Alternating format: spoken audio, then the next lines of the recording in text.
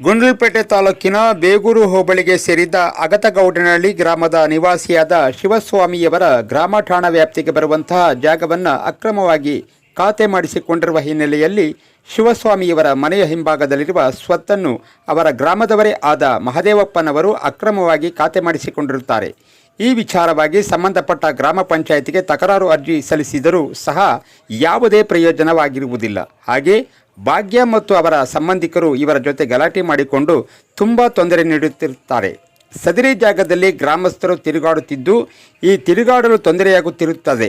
ಆದ್ದರಿಂದ ಈ ಸ್ವತ್ತನ್ನು ಖಾತೆಯ ವಜಾಗೊಳಿಸಿ ಗ್ರಾಮಸ್ಥರು ತಿರುಗಾಡಲು ಅನುಕೂಲ ಮಾಡಿಕೊಡಬೇಕೆಂದು ಗ್ರಾಮ ಪಂಚಾಯಿತಿ ಅಭಿವೃದ್ಧಿ ಅಧಿಕಾರಿಗಳಿಗೆ ಮನವಿ ಮಾಡಿಕೊಂಡಿರುತ್ತಾರೆ. ಮಾತಾಡಿ. ಅಗತಗೌಡನಹಳ್ಳಿ ಗ್ರಾಮ. ನನ್ನ ಹೆಸರು ಶಿವಸ್ವಾಮಿ ಅಂತ.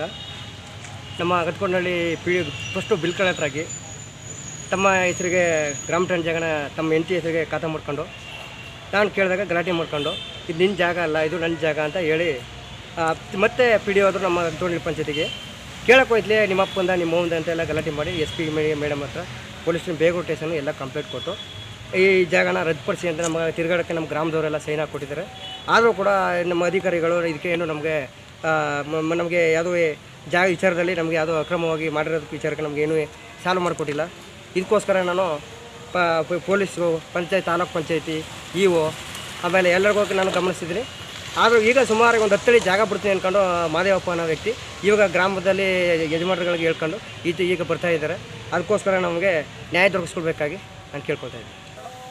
20ನೇ ಇಸ್ವಿಯಿಂದ ಆ ಜಾಗ ಯಾರಿಗೂ ಇಲ್ಲ, ಗ್ರಾಮ ಠಾಣೆ ಜಾಗ ಅಂತ ತಿಳಿದ ಮಟ್ಟಿಗೆ ನಾನು ಹೇಳ್ತಾ ಇದ್ದೆ. 21ನೇ ಇಸ್ವಿಗೆ ತಾವು ಪಿ ಡಿ ಒ ಆದಮೇಲೆ ತಮ್ಮ ಚೇಬಲ್ ಕೂತ್ಕೊಂಡು ಈ ಸ್ವತ್ತು ಮಾಡ್ಕೊಂಡಿದ್ದಾರೆ.